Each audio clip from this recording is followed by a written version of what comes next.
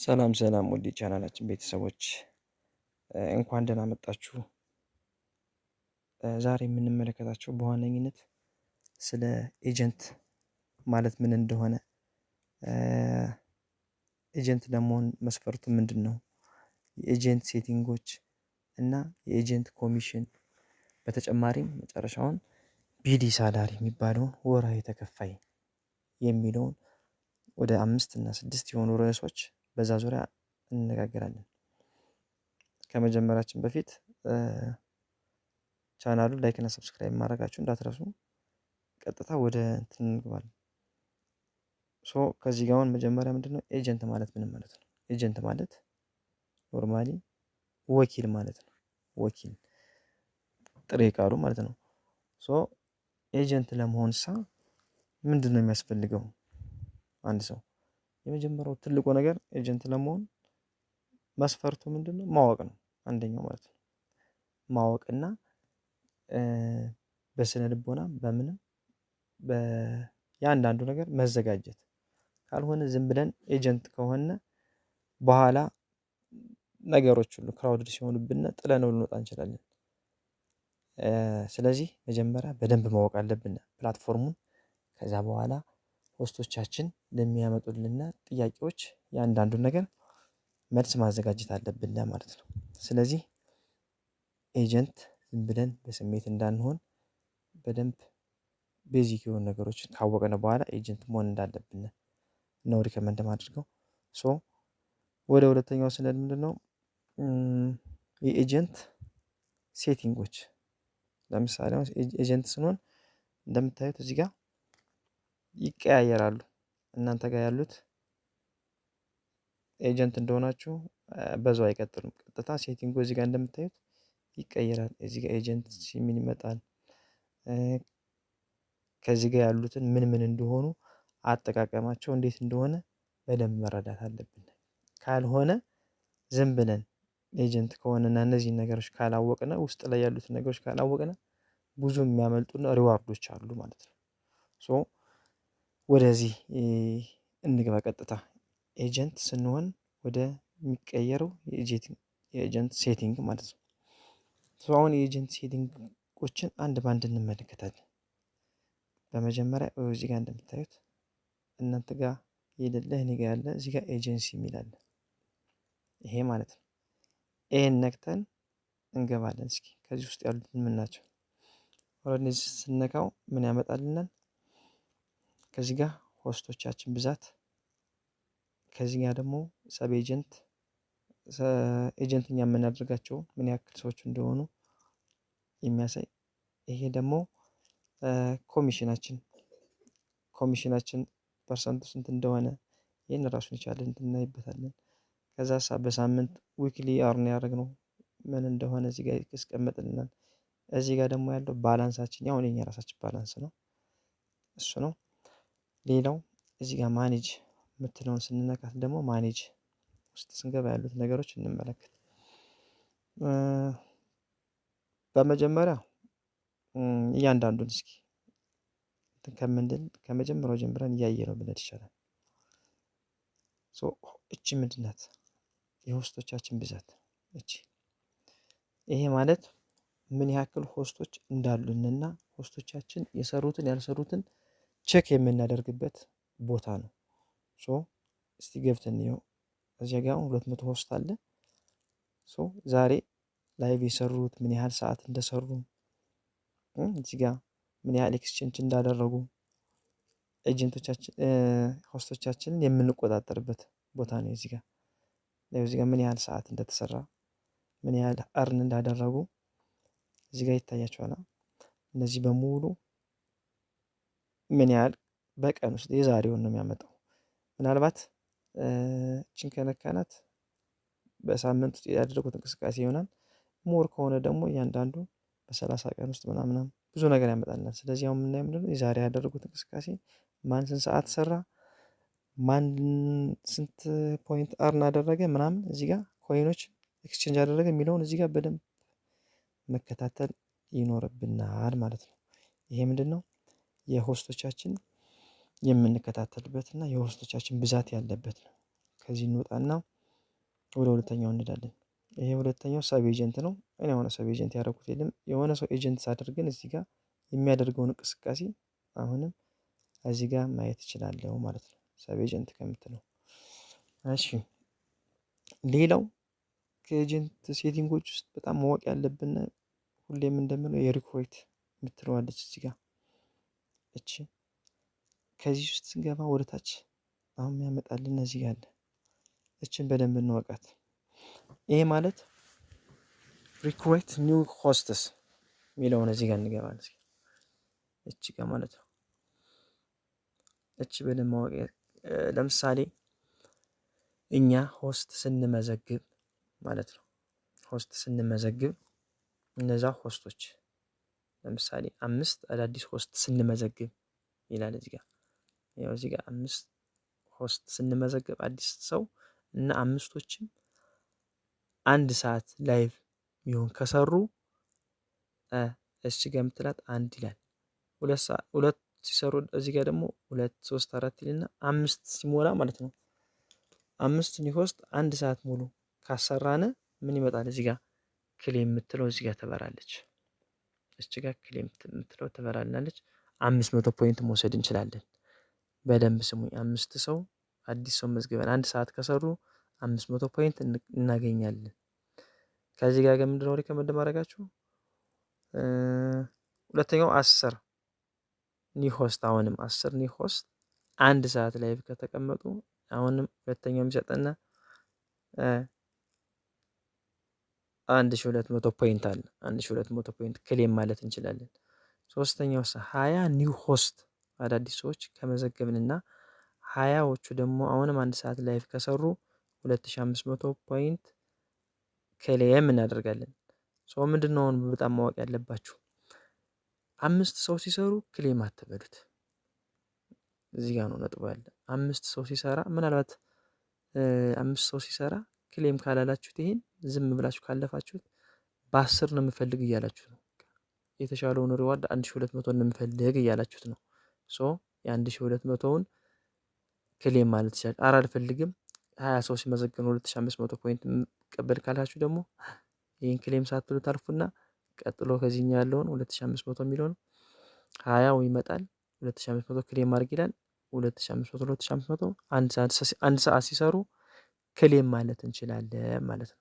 ስለዚህ እንደ ምርጫችን እኔ ሪከመንድ ማድረጋችሁ ምንድነው የ5ቱን ያለፋችሁ 10ሩንም እንትን ብላችሁ የ20ው ሞር ሪዋርድ ያለበት 2500 ፖይንት ወደ ቢንስ ያው ሶሪ ፖይንት አልኩ እዚህ ፕላትፎርም ያው ቢንስ ስለሚባል ወደ ቢንስ ይገባላችኋል ማለት ነው።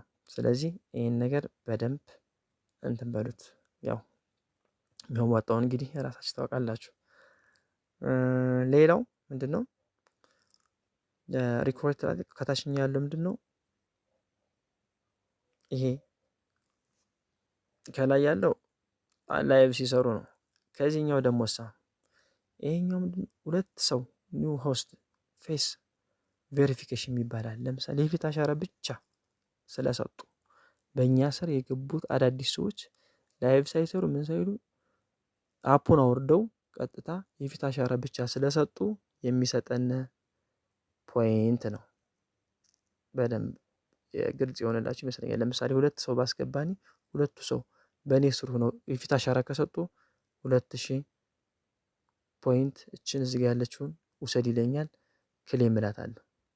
እችን ክሌም ማለት አለብን። አዛሳ 10 ሰው ስንመዘግብ ደግሞ 10000 ይሰጠናል። 10000 50 ሰው ስንመዘግብ ደግሞ 50000 ፖይንት ይሰጠናል ማለት ነው። እንደዚህ ያለ የፊት አሻራ ብቻ ነው። በነገራችን የፊት አሻራ ብቻ ስለሰጡ በእኛ ስር ያው እንደዚህ ያለ ሪዋርዱ 500 ሰው ስንመዘግብ 300000 ፖይንት አርን እናደርጋለን። 1000 ሰው ከመዘገብን ደግሞ 600000 ቢንስ አርን እናደርጋለን። ይሄ ምንድነው የፊት አሻራ ብቻ ስለሰጡ ነው ይሄን እንትን የምንለው ሪስ የምንለው። ስለዚህ እነዚህ ነገሮች በደንብ እወቋቸው ማለት ነው። ሌላው ምንድነው እንመልስና ከዚህ ጋር ከኮሚሽኑ ከመግባታችን በፊት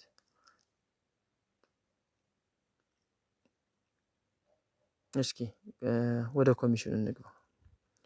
ኦር ማኔጅ ወደምትለው እዚህ ጋር ማኔጅ አለ። ማኔጅ የሚሉት ምንድን ናቸው? ይሄም ማኔጅ የሚሉት ምንድነው? እዚህ ጋር እያንዳንዳችን የሆስት ሊስት የምናይበት እዚህ ጋር ያለው ሆስት ሊስት የምንመለከትበት ነው። እዚህ ጋር ለምሳሌ እዚህ ጋር ሆስት ሊስት የሚለውን ነካ ሳደርገው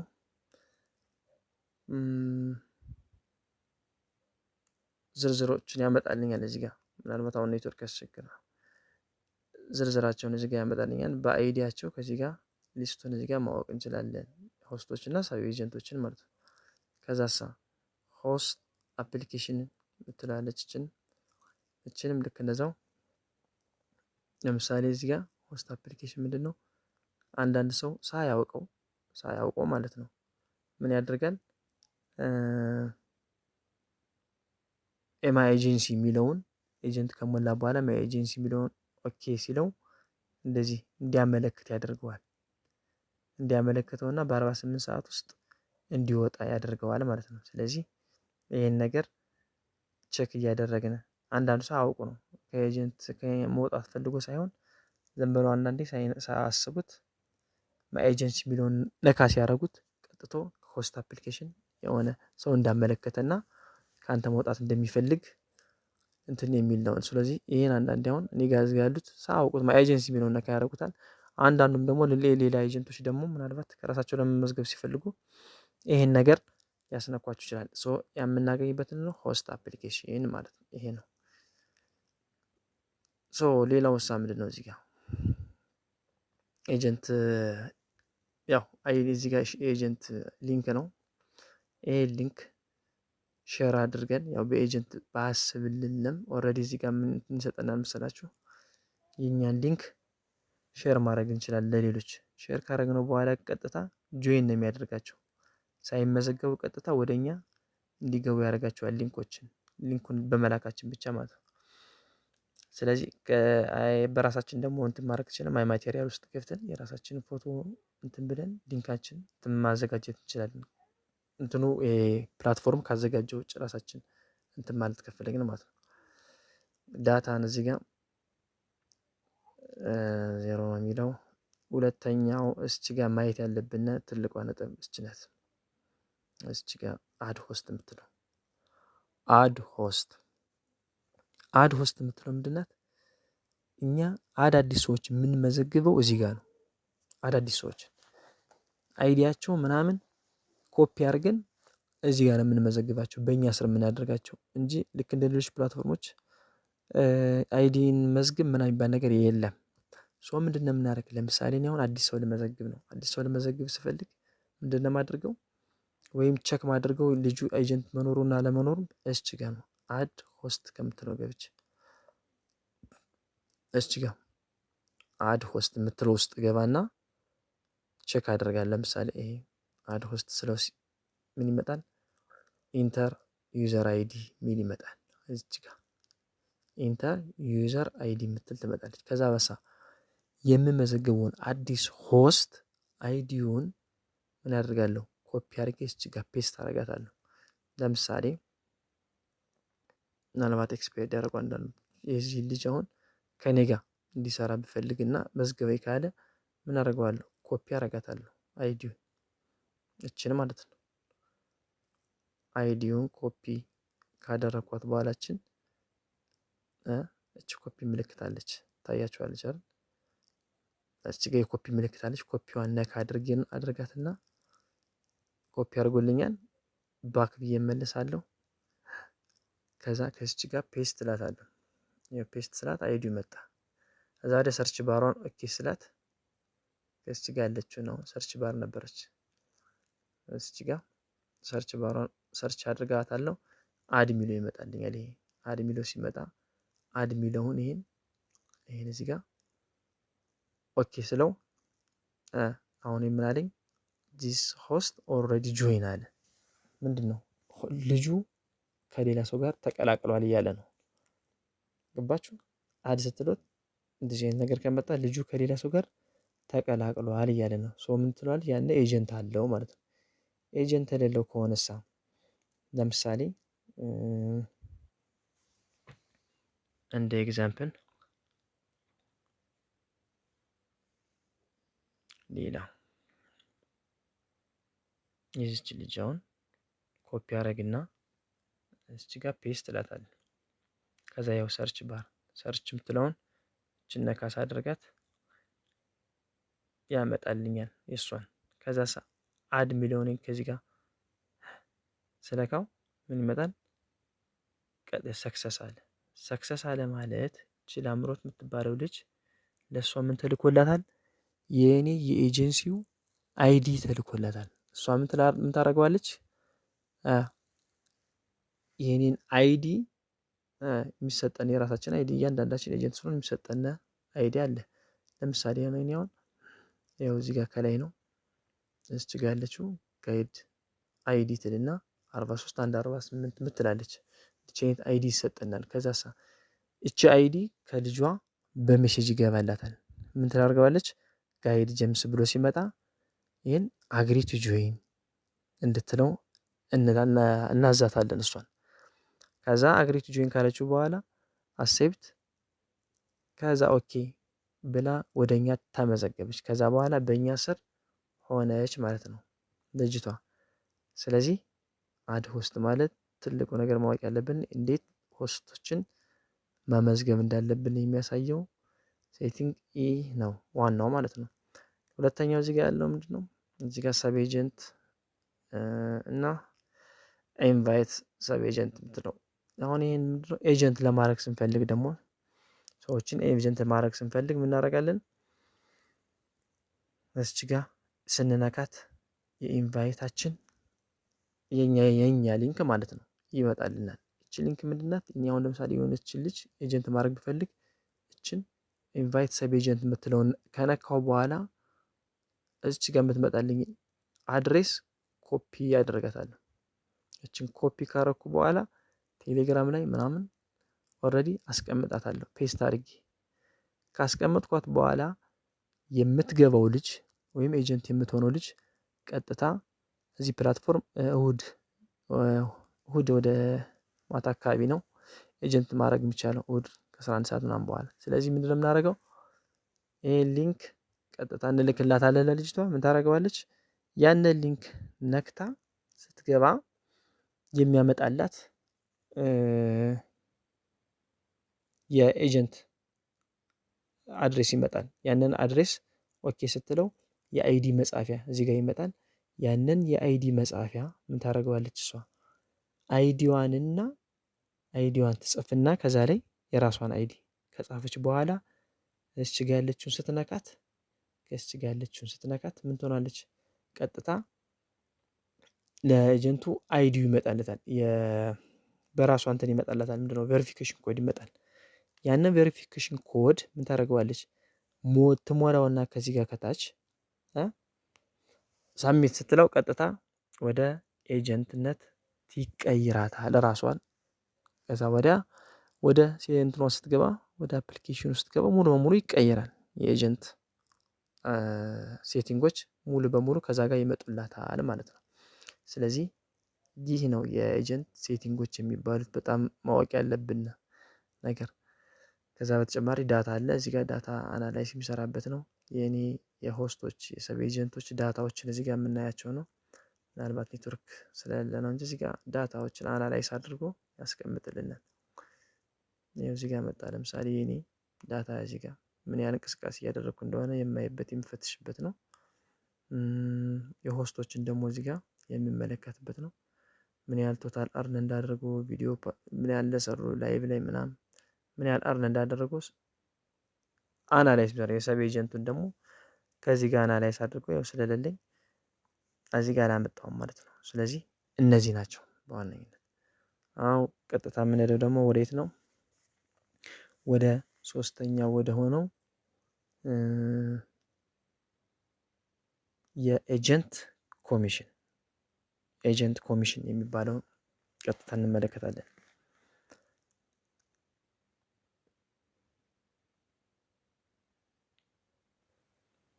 ኦኬ አሁን ደግሞ ወደ ኮሚሽን ኤጀንት ኮሚሽን እናያለን።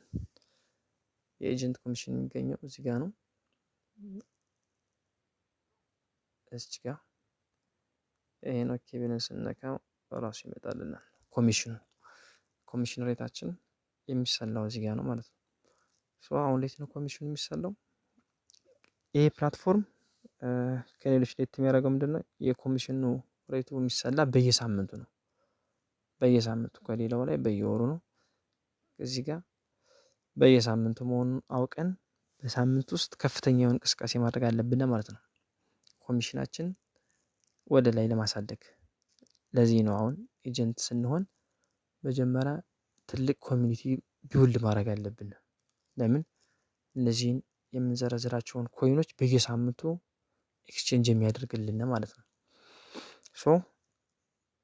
አሁን ከመጀመሪያው ስንመለከት የመጀመሪያው የኤጀንት ኮሚሽን ይሄ 4% የሚባለው ነው። የመጀመሪያው 4% ማለት የእኛና በእኛ ስር ያሉት ልጆች የሚያደርጉት የኮይን ኤክስቼንጅ መጠን 500,000 ማለት እዚህ ጋር እንደምታዩት 500,000 ኮይን ኤክስቼንጅ ማድረግ ከቻልን በሳምንት ውስጥ ሌቭላችን ወደ ላይ ማሳደግ እንችላለን። ወደ 7% ማሳደግ እንችላለን። 500,000 ኮይን በሳምንት ውስጥ ኤክስቼንጅ ማድረግ ከቻልን ማለት ነው። ይሄ ደግሞ ሰፊ ኔትወርክ ያስፈልገዋል። ልጆቻችን በየጊዜው ኮይን ኤክስቼንጅ ማስደረግ አለብን ማለት ነው። ስንት ፐርሰንት ተከፋይ ለመሆን? ወደ 7%። ያ ማለት ምንድነው? ለምሳሌ ፕላትፎርሙ እንደሚታወቀው ኮይን ኤክስቼንጅ ላይ 30% ነው የሚቆርጠው። 30% ይቆርጣል። ያ ማለት እኔ ለአንዷ ልጅ 10,000 ብሰጣት የሚገባላት 7,000 ነው።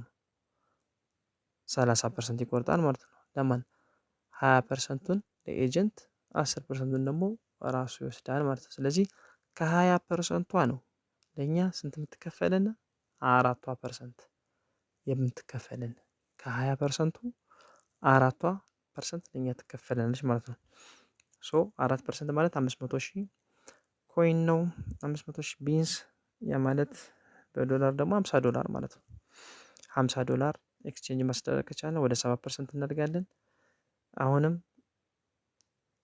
ወደ 2 ሚሊዮን ኮይን ደግሞ 7% ለመድረስ 2 ሚሊዮን ኮይን ያ ማለት ወደ $200 ድረስ እኛና ልጆቻችን እዚህ ጋር ያለው ኮይን ኤክስቼንጅ ማስደረግ ከቻልን ወደ 7% እናድጋለን ማለት ነው።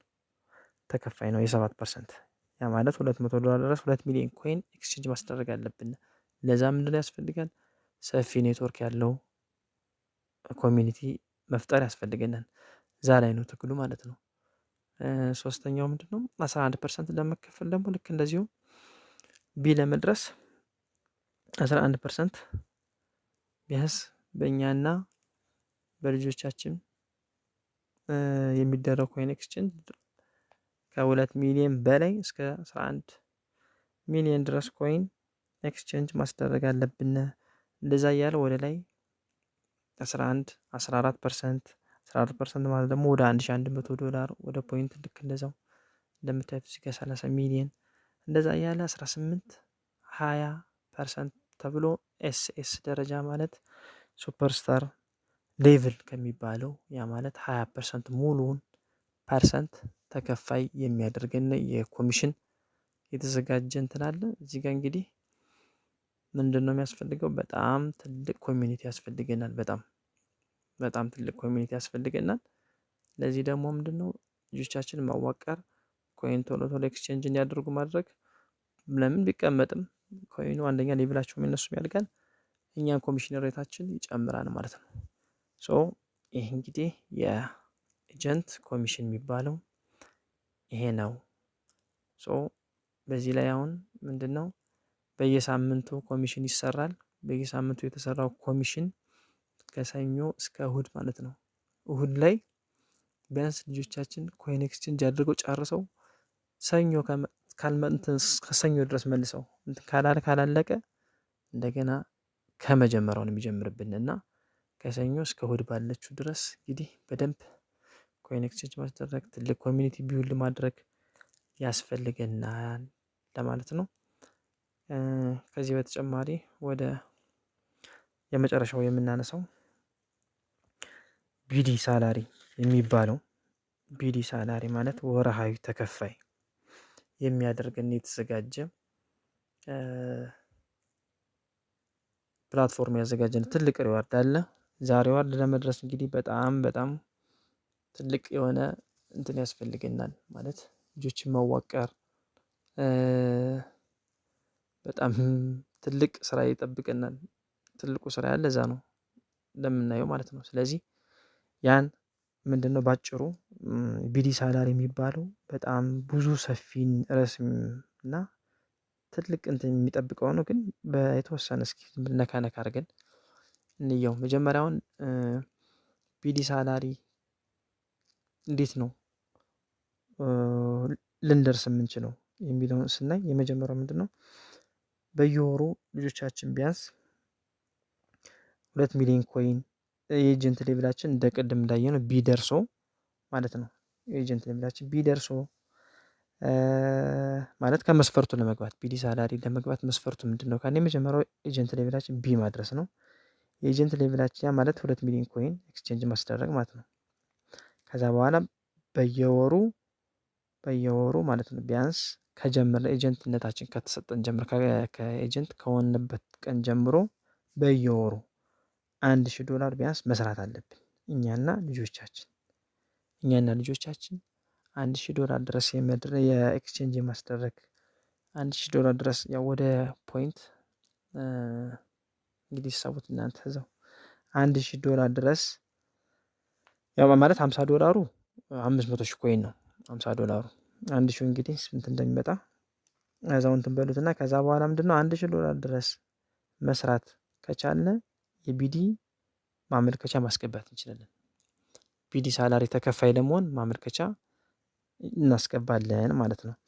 ከዛ በኋላ ምንድነው ያን ካደረግን ፕላትፎርሙ ያይና እንቅስቃሴያችን እስከ $1000 ድረስ በአንድ ወር እና 2 ወር ውስጥ ይሄን ያህል $1000 መስራት ከቻልን እኛና ልጆቻችን የዛን ጊዜ ፕላትፎርሙ ያን አይቶ የመጀመሪያ የቢዲ ሳላሪ ሌቭል ራሱን የቻለ አለው። ከመጀመሪያው ጀምረዋል። የመጀመሪያው ምንድነው ቢዲ ሳላሪ ለመድረስ ሲኒየር ትሪያል ፔሪድ ምናምን የሚባል የሙከራ ጊዜ ምናምን የሚባሉ አሉ። ያ የመጀመሪያ 1 ወር 2 ወር ሙከራ ጊዜ የሚባል አለ። እነዛን ነገር ካየን በኋላ ምንድነው የሚያደርገው ቢዲ ሳላሪ ተከፋይ እንድንሆን ያደርገናል ማለት ነው። ስለዚህ ምንድነው የሚጠበቅብን በጣም ብዙ ኮሚኒቲ መፍጠር አለብን። ከዛ ደረጃ ለመድረስ ቅድም እንዳለው 2 ወሯን ውስጥ $1000 ድረስ መስራት ከቻልን እኛና ልጆቻችን ምን ያደርጋል የመጀመሪያውን ሲኒየር የምትባለውን $300 ያ ማለት $300 በየወሩ ይልክልናል ለኛ ማለት ነው። ከ250 እስከ $300 ድረስ ለኛ ይልክልናል። ያንን ነገር ካሟላን በኋላ ቀጣይ ላይ የኤጀንት ሌቭላችን አሁንም እያደገ ሲመጣ ማለትም ከቢ ወደ ላይ እያደግን ስንመጣ ምን ያደርጋል ለምን በመሃል ላይ መቆራረጥ እንዳይመጣ ነው። ለምሳሌ አሁን እዚህ ጋር ልጆቹ የሚበተኑ ከሆነ እኛ የምናቆመው ከሆነ እንትን እያለን ነው። እሱም አይቀጥልም።